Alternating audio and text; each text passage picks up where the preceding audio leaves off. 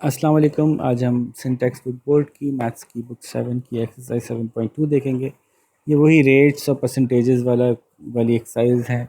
पिछली एक्सरसाइज में हमने देखा था कि किसी प्रॉपर्टी पे टैक्स लगता है तो किसी परसेंटेज से लगता है, तो एक फार्मूला था।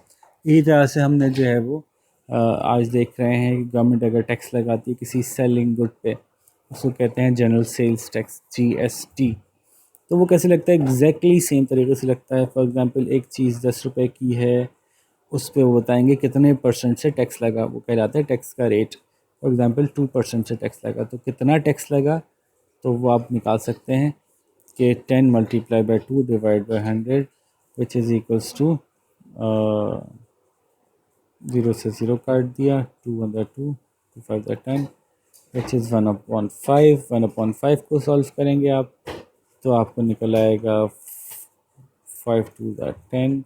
तो ये 20 पैसा बन गया या 0.2 रुपीज़ बन गया, यूँ करने चले आप 0.2 रुपीज़। ठीक है, तो एक्चुअली फार्मूला क्या है? फार्मूला जो है वो है कि कितने की चीज़ थी, प्राइस ऑफ गुड, या इन्होंने क्या लफ्ज़ यूज़ किया, मैं यूज़ कर लेता हूँ। हाँ, कोई लफ्ज़ यूज़ नहीं किया। तो प्राइस ऑफ गुड जो भी चीज़ है उसको मल्टीप्लाई करते हैं हम टैक्स रेट से, मल्टीप्लाई बाई 100 करके, उनके टैक्स रेट परसेंटेज में होता है, तो बन जाता है टैक्स की अमाउंट। अब यही फार्मूला एग्जैक्टली पीछे भी था, यही फार्मूला यहाँ भी है। वो प्रॉपर्टी टैक्स था, ये GST है। कोई भी टैक्स हो वो ऐसे ही लगेगा। तो इसका मतलब है कि ये तो बहुत ही इजी चैप्टर होने वाला है, क्योंकि इसमें सारे सवाल बिल्कुल एक जैसे हैं। तो कह रहे हैं जी कॉस्ट ऑफ पार्कर पेन जो है वो 875 है। कॉस्ट पता चल गई, यानी प्राइस, पेन की प्राइस पता चल गई, 875 है। GST की अमाउंट बताइए, चार्ज GST बताइए, यानी ये बताना है। जबकि रेट है 17%, तो 17/100 से मल्टीप्लाई कर देंगे।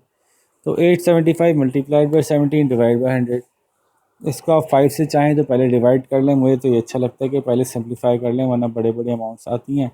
लेकिन वाइल अगर 100 से कोई चीज़ डिवाइड हो रही होती है तो उसमें एक एडवांटेज ये होता है कि आप डेसिमल में 2 पॉइंट पीछे कर देते हैं। तो 875 इंटू 17 में जल्दी आंसर निकालने के लिए आपको करके दिखा देता हूँ। वो है 14875/100।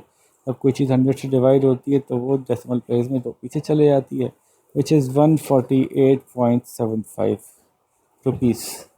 ये टैक्स की अमाउंट आ गई। ठीक है, यही तरह से हम कोई दूसरा सवाल देख लेते हैं। कल कॉस्ट ऑफ मोबाइल फ़ोन इतना था, बताइए अगर इतने परसेंट से टैक्स लगा। सेम क्वेश्चन है, ये छोड़ देता हूँ मैं, कोई मुश्किल देखता हूँ। Total cost of cosmetic cost इतनी है, और the if the actual cosmetic item cost इतनी, find the amount of GST। तो ये तो और भी बच्चों वाला सवाल है। ये कह रहे हैं कि जब मार्केट में कॉस्मेटिक आइटम बिक रहा था तो उसकी जब प्राइस लोगों को पता चली तो 14976 थी, लेकिन एक्चुअली जो वो लेकर आए थे वो लाए थे 12,800 का। तो बताइए कि टैक्स कितना लगा? इतने का लाए थे, इतने का बिक रहा है, इसका मतलब है बीच में ये टैक्स की अमाउंट बनती है। तो ये बच गया 2176 टैक्स। सिर्फ अमाउंट पूछी है इन्होंने, फाइंड दी अमाउंट, वरना रेट भी पूछ सकते थे कि इतनी अमाउंट है तो अब रेट कितना, रेट टैक्स का लगा। तो इसको हम इससे डिवाइड करके रेट निकाल सकते थे। वो जब सवाल आएगा तो मैं बताऊंगा। ठीक है, तो यूँ अमाउंट ऑफ टैक्स निकाल ली हमने। नेक्स्ट क्वेश्चन देखते हैं फटाफट। क्वेश्चन नंबर 4, एक माइक्रोवेव की कॉस्ट इतनी है और उसके ऊपर इतना रेट लगा, तो बताइए GST कितनी होगी और टोटल कॉस्ट कितनी बन जाएगी। तो बहुत बच्चों वाली बात है कि इसको इससे मल्टीप्लाई कर देंगे तो पता चल जाएगा कि टैक्स का रेट कितना लगा। वो टैक्स का जो रेट लगा होगा उसको इसमें वापस ऐड कर देंगे तो पता चल जाएगा कि नई अमाउंट कितनी होगी। ठीक है,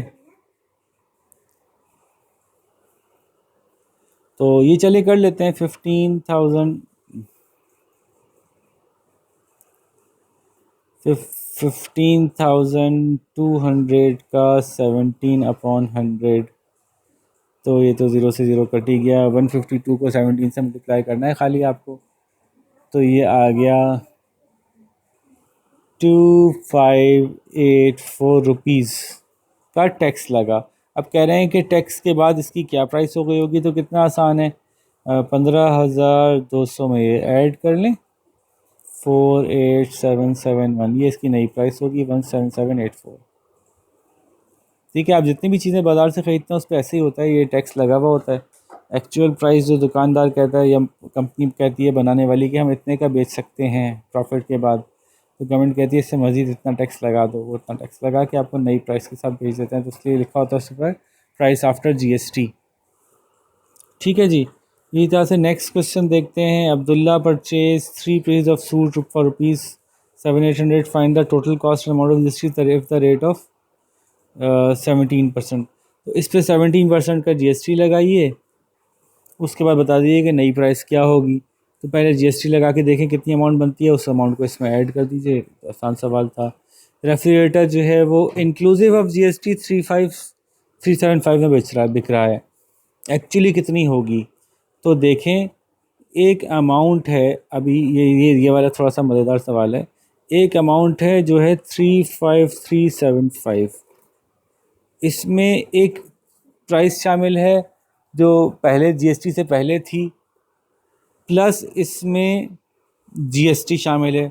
GST कैसे लगा होगा, इसकी प्राइस को मल्टीप्लाई किया होगा रेट से, और रेट कितना है 17%, 17/100। तो नई कीमत आ गई, वो है 35375। ठीक है, इस 35375 के दो कंपोनेंट हैं, एक वो चीज़ होगी जो कि इसकी असल कीमत होगी, और एक वो होगी जो कि इसके ऊपर टैक्स लगा होगा। बिल्कुल यूँ समझ लीजिए कि अगर मैं कहूँ कि 30,000 की चीज़ ली और 5,000 टैक्स लगा, तो नई कीमत हो गई 35,000। तो इसी तरह से नई कीमत बता दी इन्होंने 35,375। उसमें उन्होंने कहा कि टैक्स वाली अमाउंट में हमें रेट पता है 17% टैक्स लगा, एक्चुअल प्राइस कितनी थी टैक्स से पहले नहीं पता। तो बिल्कुल इस तरह से ही निकलेगी। ये फार्मूला आप याद रख लीजिए कि जब आपको ये पता हो कि फ़ाइनल प्राइस कितने की है और आपको ये पता हो कि टैक्स का रेट कितना है, तो उसको हम ऐसे निकाला करेंगे, x plus x multiply by जो भी टैक्स का रेट है और इक्वल्स टू जो एक्चुअल अमाउंट फाइनल बन रही है। इसको ज़रा सॉल्व करके देखते हैं। तो x plus 17/100 x is equals to 35375। जब दो दफ़ा x आ रहे हैं तो इनको हम कॉमन ले सकते हैं, which is 1 plus 17/100 is equals to 35375। 1 plus 17/100 को सॉल्व कर लें, उसके बाद आपका सवाल का जवाब आ जाएगा। तो ये कैसे सॉल्व हो सकता है 1 प्लस 17/100, थोड़ा फ्रैक्शंस को सॉल्व करना आता है आपको, तो आपको याद होगा कि हम कोई भी फ्रैक्शन जब ऐड करते हैं तो उसको इक्विवेलेंट बनाते हैं। इसको 100 बनाने के लिए दोनों तरफ 100 से ऊपर नीचे 100 से मल्टीप्लाई करना पड़ेगा। तो this is 100/100 plus 17/100 equals to 117/100। तो 117/100 x इज इक्वल्स टू 35375। अब इसको x को यहाँ छोड़ देंगे और बाकी चीज़ें वहाँ ले जाएंगे। 35375 इंटू 100/117। अब इसको सॉल्व कर लें, पहले इन दोनों को सॉल्व कर लें, दोनों देखते हैं 3 से जा रहे हैं नहीं जा रहे। तो इसको इजीली 35375 को 117 से करके देखते हैं। तो डिवीज़न आपको यूं करनी पड़ेगी 117 35375, और आंसर आ रहा है इसका 302.35। तो ये हो गया 302.35 मल्टीप्लाइड बाय 100 किया, तो ये दो प्लेसेस और इधर आ गया।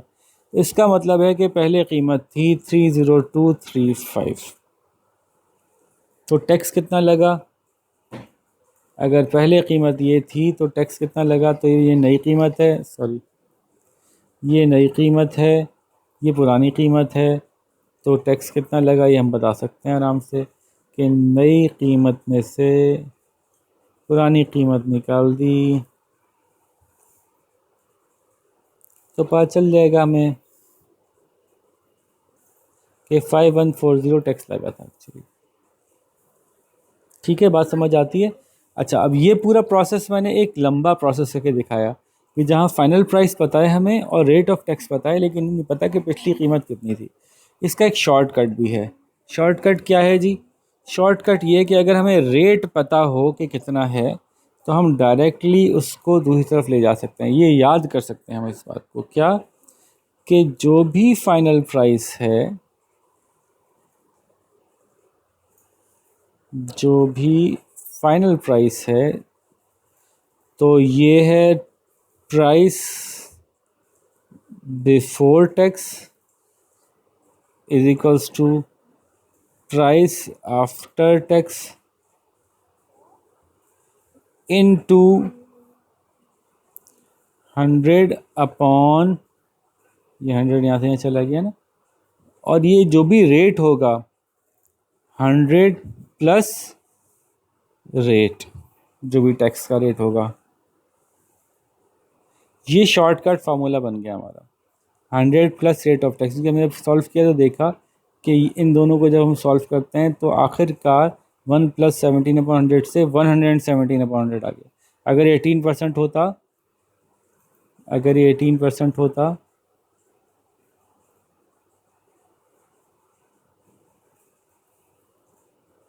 अगर 18% होता, कहाँ गया भाई, यस, अगर ये 18% होता तो ये 118/100 होता। अगर ये 50% होता है 150/100 होता। तो इसलिए हमने इसको 100 प्लस रेट ऑफ टैक्स लिख दिया, ये आसान हो गया हमारे लिए। तो ये एक शॉर्टकट फार्मूला है, चाहें तो आप इससे भी कर सकते हैं कि प्राइस बिफोर टैक्स निकालने के लिए प्राइस आफ्टर टैक्स को 100 से मल्टीप्लाई करें और 100 प्लस रेट ऑफ टैक्स से डिवाइड कर दें। आगे देखते हैं, अगर कोई सवाल आता है तो उसको डायरेक्टली करने की कोशिश करेंगे। ठीक है जी, नेक्स्ट क्वेश्चन एक नज़र देखते हैं क्या बना।